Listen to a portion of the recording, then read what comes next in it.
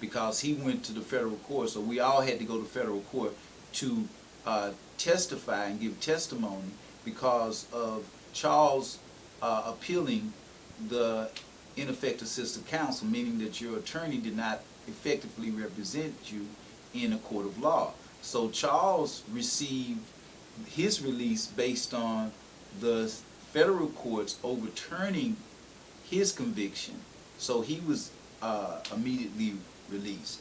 So as you say in the book, I actually went and asked God, and I know people get spooked up and think you can't ask God, but you know, we pray to God, then why we can't ask the question? And that's what I did. I asked God the question, you know, in my own way of prayer, and he didn't speak to me in an audible tone, but he spoke to me in the spirit. And he said, Maurice, I'm making you better prepared for what you might face when you get out because of the struggle that you're having with overcoming this drug culture. And see, a lot of people don't understand drug selling, drug dealing. It can be more addictive than drug use because you get addicted to the money and the so-called power that you receive from that drug dealing. So I needed more time since I was the behind-the-scene guy, the guy that would be out front looking like he doesn't know anything, but I was actually behind the scenes making all the plans. So that too was a reason why I was kept a little longer, because I felt that I needed to be punished more because I was the one who calculated all these things. So that being said, I think that when I look back, that God has his way of dealing with you on all levels, and all you have to do is communicate with God and he will show you what his plan is. Have you gone back to any of those addictive behaviors since you've been out? No, simply because I put up a hedge, and that's why I feel that Islam is for me.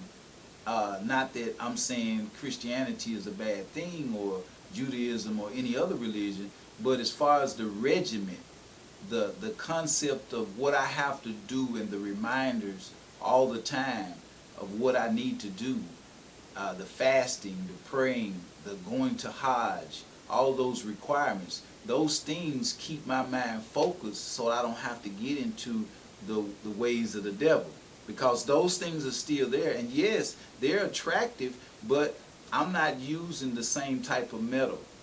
I'm using a different type of metal. That magnet doesn't become approachable to me. Actually, I repel it. Let's talk a moment about that addiction to getting money. You talk about in the book even, you know, the counting it, the smell of the money. Right. How that money can really become addictive in getting it. Well, when you look at money, and I said it before and I'll say it again, it's not the money that's evil. It's the love of money. And when you're out there in the streets dealing, you actually have the position that you're actually taking money and you're worshiping it. That's why it says you cannot serve God and mammon. And the money, you begin to serve it, you begin to do whatever it takes to get it. So that's why I say that I'm glad that I was taken up out of it, because it was getting to the point where I would put that over life.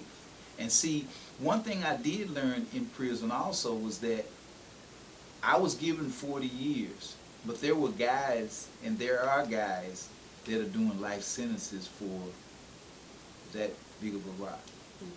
3.5 grams. And that's what lets you know that, hey, look, you did not make the bad choice of bowing out of this, what they call the game. And I'm out of the game. The game is not a business, and it's not a game to me. It's a trap. And it's one of those types of traps that is set, and it springs on anyone that's in the area. And that's what the guys don't realize. You have the federal government that's in the police business. You have the state police that are in the police business, you have the county police that are in the police business, you have the city police that, and then you have the informants and the snitches. So you're up against a wall when you are out there trying to deal, because each one of those entities, aside from the informants and snitches, they are working 24/7. And if your name is on their agenda, they're going to get you. And that's what the problem is. You cannot play cat and mouse for the rest of your life. You're going to eventually get caught. And that's my whole thing. I want the youth to understand that I got caught. I was smart, but yet I did dumb stuff. And the smartest person in the world is going to get caught too, because he's going to do something dumb too.